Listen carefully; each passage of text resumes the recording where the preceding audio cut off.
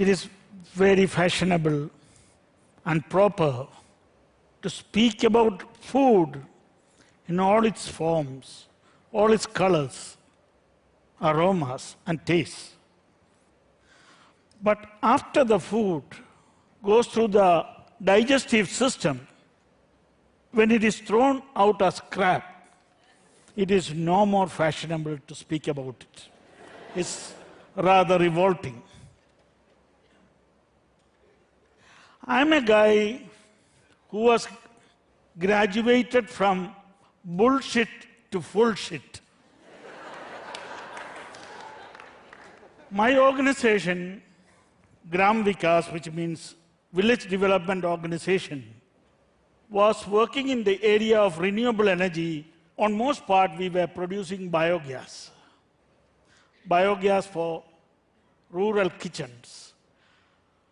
We produce biogas in India by using animal manure, which usually in India it's called cow dung, but in a gender-sensitive person that I am, I would like to call it bullshit. But realizing later on how important was sanitation and disposal of crap in a proper way, we went into the arena of sanitation. 80% of all diseases in India and most developing countries is because of poor quality water. And when we look at the reason for poor quality water, you find that it is our abysmal attitude to the disposal of human waste. Human waste in its rawest form finds its way back to drinking water, bathing water, washing water, irrigation water, whatever water you see. And this calls for 80% of the diseases in rural areas. In India, it is unfortunately only the women who carry water. So for all domestic needs, women have to carry water. So that is a pitiable state of affairs. Open defecation is rampant. 70% of India defecates in the open. They sit there out in the open with the wind on their sails, hiding their faces, exposing their bases, and sitting there in pristine glory.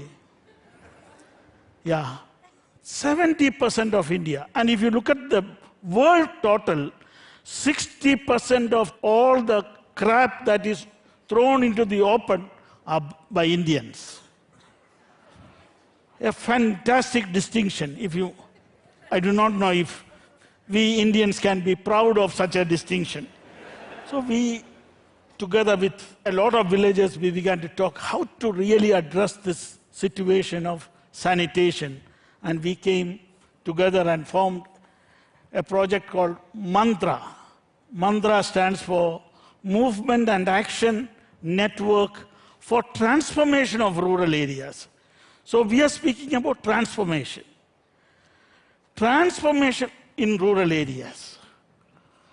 Village which agrees to implement this project, they organize a legal society where the general body consists of all members who elect a group of men and women who implement the project and later on who look after the operation and maintenance.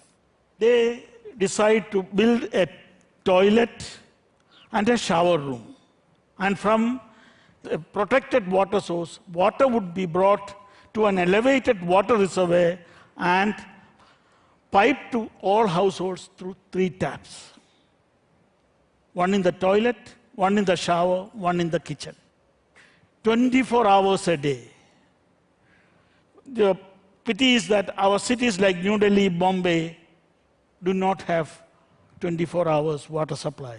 But in these villages, we want to have. There's a distinct difference in the quality.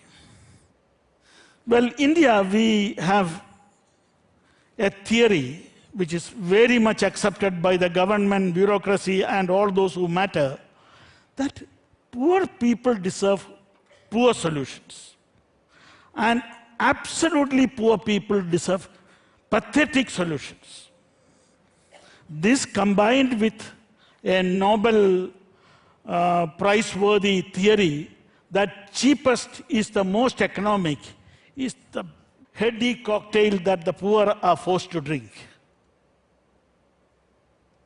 We are fighting against this. We feel that the poor have been humiliated for centuries, and even in sanitation, they should not be humiliated. Sanitation is more about dignity than about human disposal of waste. And so you build these toilets, and very often we have to hear that the toilets are better than their houses, and you can see in front is the thatched houses, and the others are the toilet. So these people, without a single exception of a family in a village, decide to build a toilet, a bathing room, and for that they come together, collect all the local materials like rubble, sand, aggregates.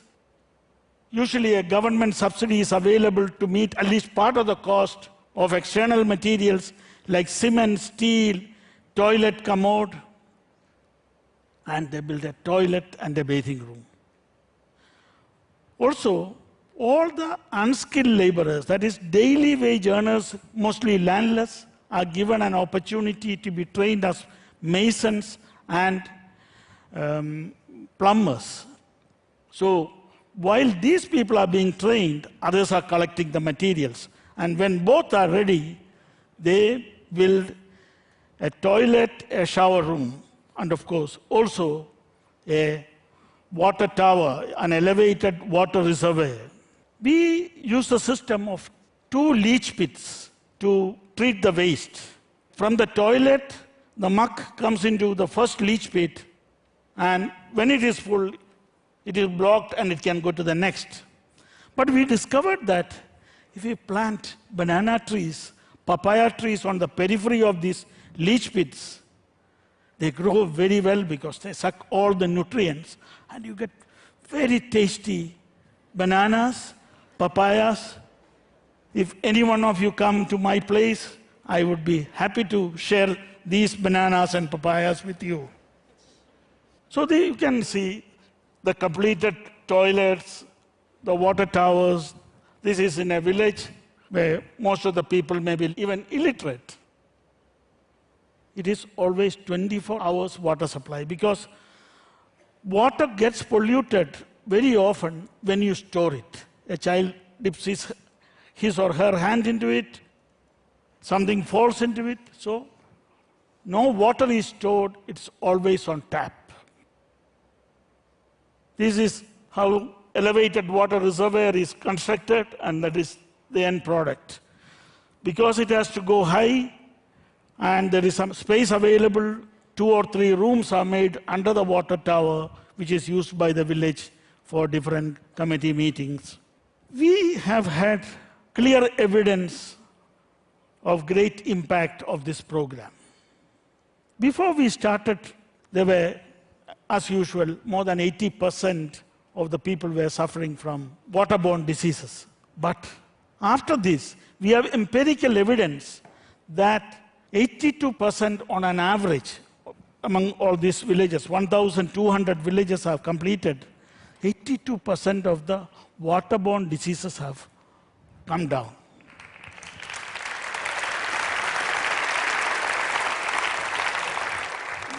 Women usually used to spend, especially in summer months, about 6 to 7 hours a day carrying water. And when they went for carrying water, because, as I said earlier, it's only women who carry water there, they used to take their little children, girl children, also to carry water, or else to be back at home to look after the siblings. So there was less than 9% of girl children attending school, even if there was a school. And boys about 30%. But girls, it has gone to about 90%, and boys almost to 100%.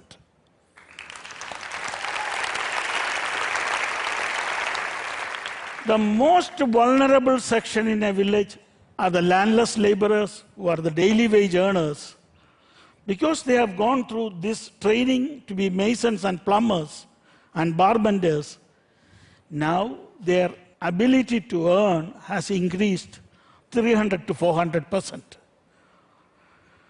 So this is a democracy in action, because there is a general body, the governing board, the committee. People are questioning, people are governing themselves, people are learning to manage their own affairs. They are taking their own futures into their hands. And that is democracy at the grassroots level in action. More than 1,200 villages have so far done this. It benefits over 400,000 people, and it's still going on. And I hope it continues to move ahead. For India and such developing countries, armies and armaments, software companies, and spaceships may not be as important as taps and toilets. Thank you. Thank you very much. Thank you.